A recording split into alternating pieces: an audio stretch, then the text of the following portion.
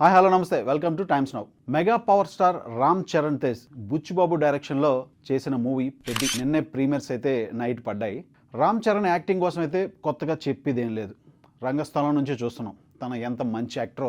మొత్తంగా ఓవరాల్గా మూవీ విషయానికి వస్తే కనుక ఇక డైరెక్టర్ బుచ్చిబాబు కోసం మాట్లాడుకోవాలి. చేసింది రెండో మూవీ. ఫస్ట్ మూవీ వర్షిని తేజ్తో చేశాడు. సెకండ్ మూవీకే రామ్ చరణ్ లాంటి పెద్ద స్టార్తో భారీ బడ్జెట్తో సినిమా ఒప్పించి తను ఏఆర్ రెహమాన్ని మ్యూజిక్ డైరెక్టర్గా పెట్టుకుని చాలామంది అనుకున్నారు ఇంత బడ్జెట్ పెట్టి బుచ్చిబాబుతో సినిమా ఏంటి, ఎలా చేయగలడు, మెప్పించగలడా ఆడియన్స్ని అని చెప్పేసి. అలాంటిది ఏం లేదు.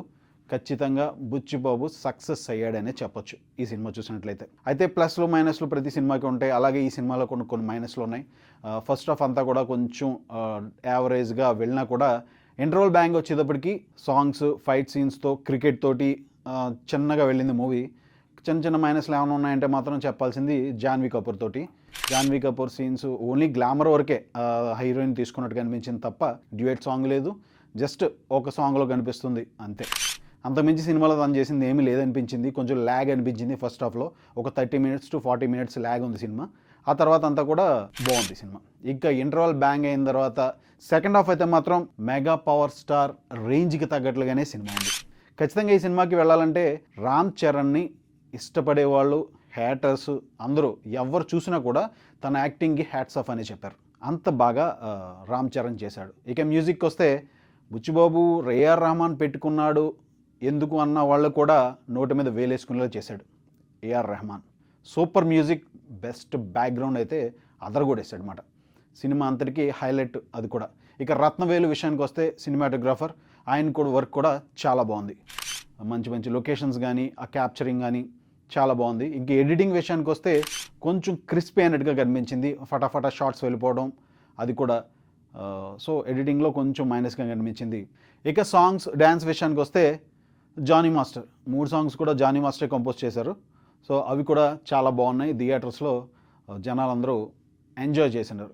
పర్టికులర్గా ఐటెం సాంగ్కి అయితే థియేటర్స్ జనాలు ఫుల్ ఎంజాయ్ చేస్తూ స్వింగ్లో ఉన్నారు. ఇక అసలు ఈ సినిమా లైన్ విషయానికి వస్తే తన ఐడెంటిటీ, తన ఊరి పేరు, అలాగే తన ఊరి మనుషులకు ఒక గుర్తింపు రావాలి అన్న ఉద్దేశంతో ఒక చిన్న లైన్ తీసుకుని ఈ సినిమా అయితే బుచ్చిబాబు స్టార్ట్ చేశాడు. దాన్ని ఇతరత్రంగా తీసుకుని ఒక గేమ్ని, అంటే ఫస్ట్ ఒక క్రికెట్ని, తర్వాత కుస్తీని, ఆ తర్వాత రన్నింగ్ రేస్ని, ఈ 3 గేమ్స్ని క్లబ్ చేసి ఈ సినిమాను బుచ్చిబాబు తెరకెక్కించాడు. టేకింగ్ అంతా కూడా చాలా బాగా అనిపించింది సినిమా ఓవరాల్గా.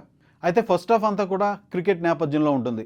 విజయనగరం బ్యాక్గ్రౌండ్, పర్టికులర్గా ఆ స్లాంగ్, విజయనగరం స్లాంగ్ తోటి రామ్ చరణ్ చేయడం. అంతకుముందు కూడా గోదావరి స్లాంగ్ తోటి అది రామ్ చరణ్ చేశాడు. అప్పుడు బాగా మెప్పించాడు జనాల్ని. ఇప్పుడు ఈ విజయనగరం, ఈ శ్రీకాకుళం ఆ స్లాంగ్తో చాలా బాగా చేశాడు. ఇక యాక్టర్స్ విషయానికి వస్తే జగపతి బాబు గారు యాక్టింగ్ ఏంటో మనందరికీ తెలుసు. ఎంత సూపర్ యాక్టర్. ఈ సినిమాలో కూడా మంచి క్యారెక్టర్ పడింది. కాకపోతే నిడివి కొంచెం తక్కువగా కనిపించింది. ఇంకా కొంచెం లెంత్ అయింది ఉంటే బాగుండు సినిమాలో. ఇక తర్వాత శివరాజ్ కుమార్ కోసం మాట్లాడుకోవాలి. ఆయన కూడా ఆయన పాత్రకు తగ్గట్టు చాలా బాగా చేశారు. ఇక దివ్యేందు శర్మ, అదే మన మున్నాభాయ్ అయితే తను కూడా కొంచెం సేపు ఉన్న ఫస్ట్ హాఫ్లో బాగా చేశాడు అనిపించింది. తన క్యారెక్టర్ కానీ, తన డైలాగ్స్ కూడా కొన్ని అప్పట్లో తను చేసిన మీర్జాపూర్ డైరెక్ట్లోనే చిన్నగా 1-2 వదిలేరు. తన స్లాంగ్లో, తన స్టైల్లో అవి కూడా బాగున్నాయి. తన ఊరి ఐడెంటిటీ కోసం ఎంత శ్రమ పడ్డాడు ఈ సినిమాలో.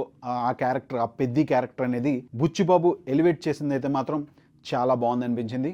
మొత్తానికి పెద్ది సినిమా విషయానికి వస్తే ఓవరాల్గా సినిమా అయితే బాగుంది. అక్కడక్కడ ల్యాగ్ ఉన్నా సరే థియేటర్స్లో ఎంజాయ్ అయితే చేయొచ్చు. సెంటిమెంట్ కూడా వర్కౌట్ అయింది. అక్కడ లాస్ట్ క్లైమాక్స్ సీన్కి వచ్చేటప్పటికి కళ్ళంట నీళ్లు పెట్టుకున్నారు చాలామంది. మంచి ఫీల్తో బయటకు వచ్చారు. మంచి మూవీ చూసామన్న ఫీల్తో బయటకు వచ్చారు. సో మీరు కూడా ఎక్స్పీరియన్స్ చేయాలంటే ఖచ్చితంగా థియేటర్స్లోనే సినిమా చూడండి. Thanks for watching.